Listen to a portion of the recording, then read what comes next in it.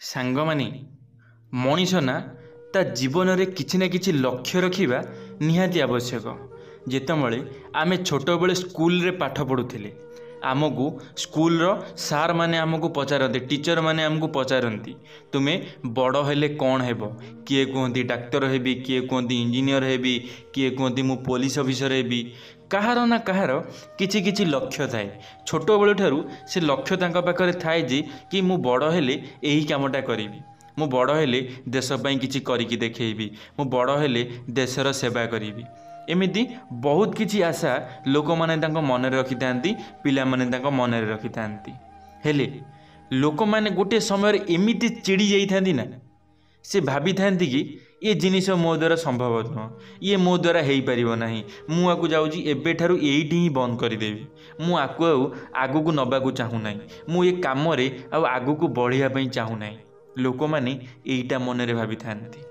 ଏଇଟା ମନରେ ଭାବି ଲୋକମାନେ ବହୁତ କଷ୍ଟ ପାଇଥାନ୍ତି, ବହୁତ ଦୁଃଖ ମଧ୍ୟ ପାଇଥାନ୍ତି। ହେଲେ ସେମାନେ ଜାଣିନାହାନ୍ତି ଯଦି ଆପଣଙ୍କୁ କିଛି କାମ କରିବାର ଅଛି ତାହେଲେ ସେ କାମରେ ଆପଣଙ୍କୁ ପ୍ରପର ମନ ଦେଇ କାମ କରିବାର ଅଛି, ପୁରା ଧ୍ୟାନ ଦେଇ କରିବାର ଅଛି, ପୁରା ନୀରବତା ସହିତ। ଯେକୌଣସି କାମ ଯେପର୍ଯ୍ୟନ୍ତ ସକ୍ସେସ୍ ସଫଳତା ନ ମିଳିଛି ସେ ପର୍ଯ୍ୟନ୍ତ ତୁମକୁ ସେହି କାମରେ ହିଁ ଲାଗି ରହିବାକୁ ପଡ଼ିଥାଏ। ଆଜି ଆମେ ଜାଣିବା ଗୋଟେ ଏମିତି କିଛି କଥା ଯାହାଦ୍ୱାରା କି ଆମର ଯାହା ବି ଜୀବନରେ ଲକ୍ଷ୍ୟ ରହିଛି ସେ ଲକ୍ଷ୍ୟ ଆଜି ପୁରା ହେବାକୁ ଯାଉଛି। ସେ ଲକ୍ଷ୍ୟ ଆଜି ମୋ ହିସାବରେ ପୁରା ତ ନିଶ୍ଚିତ ଭାବରେ ହେବ। ତ ଚାଲନ୍ତୁ ସାଙ୍ଗମାନେ ଆଜିର ଭିଡ଼ିଓଟି ଆରମ୍ଭ କରିବା। ସାଙ୍ଗମାନେ ମୁଁ ବିଶ୍ୱଜିତ ଆପଣମାନଙ୍କୁ ସ୍ୱାଗତ କରୁଛି ମୋର ଏକ ନୂଆ ଭିଡ଼ିଓରେ। ତ ଚାଲନ୍ତୁ ସାଙ୍ଗମାନେ ଭିଡ଼ିଓଟିକୁ ଆରମ୍ଭ କରିବା। ଭିଡ଼ିଓ ଯଦି ଭଲ ଲାଗିବ ତାହେଲେ ଲାଇକ୍ଟିଏ ନିଶ୍ଚିତ ଭାବରେ କରିବେ, କମେଣ୍ଟ ବକ୍ସରେ ଆପଣମାନଙ୍କର ମତାମତ ନିଶ୍ଚିତ ଭାବରେ ଦେବେ। ସଫଳତାକୁ ନିଜର ମାର୍ଗ କେମିତି କରିବେ? ସାଙ୍ଗମାନେ ମଣିଷ ଜୀବନରେ ବଞ୍ଚିବାକୁ ହେଲେ କିଛି ନା କିଛି ଲକ୍ଷ୍ୟ ରହିବା ଉଚିତ, ଯାହା ମଣିଷକୁ ନିଜେ ହିଁ ସ୍ଥିର କରିବାକୁ ପଡ଼ିଥାଏ। ତେବେ ମଣିଷର ଯେବେ ଇଚ୍ଛା ଶକ୍ତି ଓ ଦୃଢ଼ ମନୋବଳ ଅଧିକ ରହିଥାଏ ନା, ସେତେବେଳେ ସେ ଦୁନିଆର କୌଣସି ସ୍ଥିତିକୁ ମଧ୍ୟ ସମାନ କରିବାରେ ସଫଳ ହୋଇପାରେ। କିନ୍ତୁ ଯେବେ ମଣିଷ କୌଣସି ପରିସ୍ଥିତିକୁ ସାମ୍ନା ନ କରି ହାର ମାନିଯାଏ ନା, ସେତେବେଳେ ମଣିଷ ଜୀବନରେ ବଞ୍ଚିବାର ଆଶା କମ୍ ହୋଇଯାଇଥାଏ। ହଁ ଆଜ୍ଞା, ଯେତେବେଳେ ମଣିଷ ପୁରା ହାରି ଯାଇଥାଏ, ମଣିଷ ମନରେ ଭାବି ନେଇଥାଏ କି ମୋ ପାଖରେ ଆଉ କିଛି ନାହିଁ, ମୁଁ ଆଉ ପାରିବିନି, ମୋତେ ଏଇଠି ହିଁ ମୋତେ ଏସବୁ ଜିନିଷକୁ ବନ୍ଦ କରିବାକୁ ପଡ଼ିବ, ସେତେବେଳେ ଲୋକ ଗୋଟେ ହାରି ଯାଇଥାଏ। ଆଜି ଆମେ ଆପଣମାନଙ୍କୁ କହିବୁ ଯଦି ଜଣେ ବ୍ୟକ୍ତି ଅସଫଳତା ପାଏ ତେବେ ସେହି ସମୟରେ କ'ଣ କରିବା ଉଚିତ। ମଣିଷ ଜୀବନରେ ବଞ୍ଚିବାର ଇଚ୍ଛା ହିଁ ତା'ର ସବୁଠୁ ବଡ଼ ଶକ୍ତି ଅଟେ। ଯେବେ ବଞ୍ଚିବାର ସତ ଇଚ୍ଛା ମନରେ ଥିବ ତେବେ ମୃତ୍ୟୁ ସେହି ସମୟରେ କଠିନ ନୁହେଁ ବରଂ ଅସମ୍ଭବ ଲାଗିବ। ଯଦି ମନରେ ଜୀବନଠାରୁ ଆଉ କିଛି ବଡ଼ ନାହିଁ ଏଭଳି ଧାରଣା ଆସିବ ତେବେ ଦୁର୍ବଳରୁ ଦୁର୍ବଳ ବ୍ୟକ୍ତି ସାହସୀ ହୋଇପାରେ। ଆଜ୍ଞା ସାଙ୍ଗମାନେ ଜୀବନରେ ବ୍ୟକ୍ତି ଯାହା ବି ନିଷ୍ପତ୍ତି ନେଉନା କାହିଁକି କେବେ ପଛକୁ ଫେରି ଦେଖିବା ଉଚିତ ନୁହେଁ, କାରଣ ଜୀବନରେ ପଛକୁ ଫେରୁଥିବା ବ୍ୟକ୍ତି କେବେ ବି ଇତିହାସ ରଚିପାରେ ନାହିଁ। ମଣିଷକୁ ଜୀବନରେ ଅସଫଳତାରୁ କିଛି ଶିକ୍ଷା କରିବାର ଇଚ୍ଛା ରଖିବା ଉଚିତ।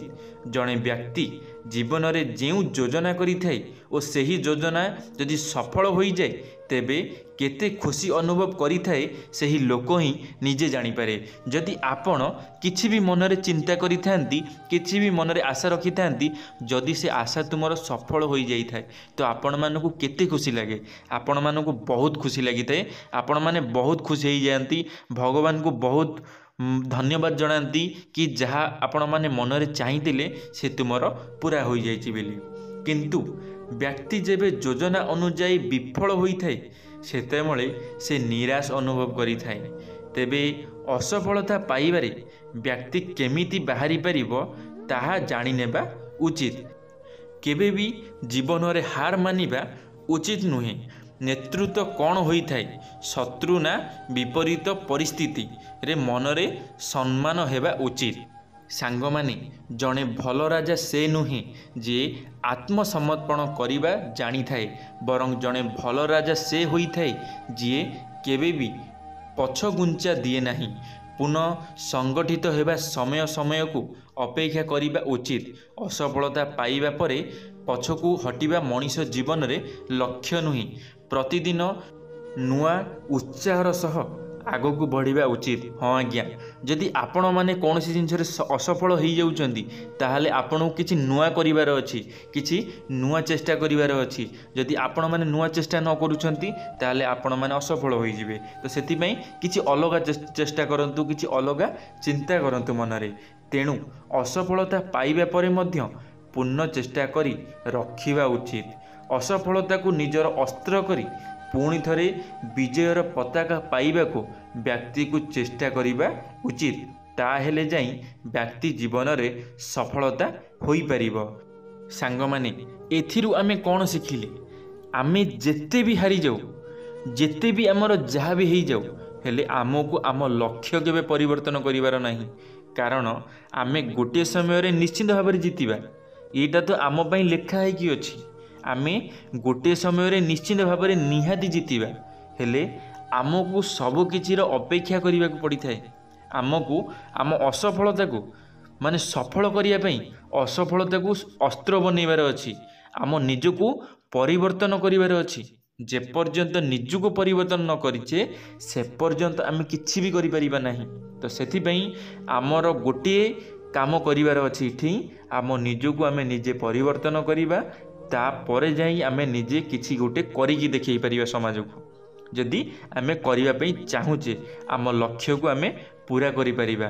ଆମ ଲକ୍ଷ୍ୟ ତ ବହୁତ ବଡ଼ ବଡ଼ ରହୁଛି, ହେଲେ ଆମ ଲକ୍ଷ୍ୟକୁ ପାଇବା ପାଇଁ ଆମେ ବହୁତ କମ୍ ଯୋଜନା କରୁଛେ। ଆମକୁ ବହୁତ ଅଧିକ ଯୋଜନା କରିବାର ଅଛି ଗୋଟେ ଲକ୍ଷ୍ୟକୁ ହାସଲ କରିବାକୁ ପାଇଁ। ଗୋଟେ ଲକ୍ଷ୍ୟ ହାସଲ କରିବା ପାଇଁ ଆମକୁ ବହୁତ କିଛି କରିବାକୁ ପଡ଼ିଥାଏ। ହେଲେ ଆମକୁ ଯେଉଁ ବହୁତ କିଛି କରିବା ପାଇଁ ପଡ଼ିଥାଏ, ଆମେ ସେ ବହୁତ କିଛି କି କରୁନାହୁଁ। ଆମକୁ ବହୁତ କମ୍ କାମ କରୁଛୁ। ଆମେ ଭାବୁଛୁ କି ଆମେ ଏତିକି କାମରେ ସଫଳ ପାଇଯିବା। ସେଇଟା ହେଉଛି ସବୁଠାରୁ ବଡ଼ ଭୁଲ। କେବେ କେହି ବିନା ଖଟଣିରେ, ବିନା ମେହନତରେ, ବିନା କଷ୍ଟରେ ଆଜି ପର୍ଯ୍ୟନ୍ତ କେହି କିଛି ପାଇନାହାନ୍ତି। ତ ସେଥିପାଇଁ ତୁମେ ବି ମନରେ ଭାବନା କେବେ ବି ଏମିତି ବିନା କଷ୍ଟରେ, ବିନା କିଛି କାମରେ ଆମେ ସବୁ କିଛି ପାଇଯିବା। ସେଇଟା ତ ହେଉଛି ସମ୍ପୂର୍ଣ୍ଣ ଭାବରେ ଭୁଲ। କଷ୍ଟ କରିବାକୁ ପଡ଼ିବ। ପ୍ରତ୍ୟେକ ଜିନିଷରେ କଷ୍ଟ କରିବାକୁ ପଡ଼ିଥାଏ। ପ୍ରତ୍ୟେକ କର୍ମରେ କଷ୍ଟ ସହିବାକୁ ପଡ଼ିଥାଏ, କଷ୍ଟ ଭୋଗିବା ପାଇଁ ପଡ଼ିଥାଏ। ସେଥିପାଇଁ ତୁମମାନଙ୍କୁ ମଧ୍ୟ କଷ୍ଟ ସହିବାକୁ ପଡ଼ିବ, କଷ୍ଟ ଭୋଗିବାକୁ ପଡ଼ିବ। ଯେପର୍ଯ୍ୟନ୍ତ କଷ୍ଟ ନ କରିଛ ସେ ପର୍ଯ୍ୟନ୍ତ ତୁମ ଜୀବନରେ ତୁମେ କିଛି ବି କରିପାରିବ ନାହିଁ। ସେଥିପାଇଁ ତୁମମାନଙ୍କୁ କଷ୍ଟ କରିବାର ଅଛି। ଦୃଢ଼ରୁ ଦୃଢ଼ ମନୋବଳ ବହୁତ ଦୃଢ଼ ରଖିବାର ଅଛି।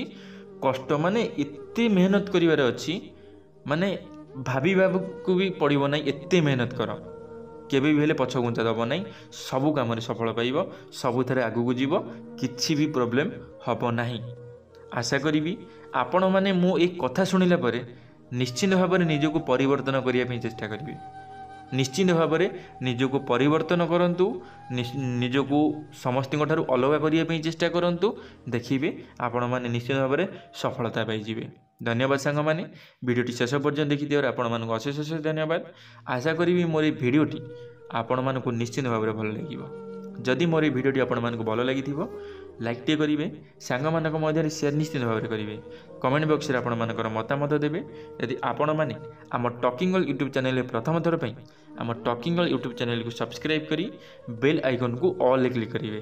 କାରଣ ଆମ ଚ୍ୟାନେଲରେ ଯେବେ କିଛି ନୂଆ ମୋଟିଭେସନାଲ୍ ଭିଡ଼ିଓ ଛଡ଼ାଯିବ ଆପଣମାନେ ସର୍ବପ୍ରଥମେ ଦେଖିପାରିବେ। ଧନ୍ୟବାଦ ସାଙ୍ଗମାନେ। ଜୟ ଜଗନ୍ନାଥ, ଜୟ ମା ଶାରଳା, ଜୟ ଶ୍ରୀକୃଷ୍ଣ।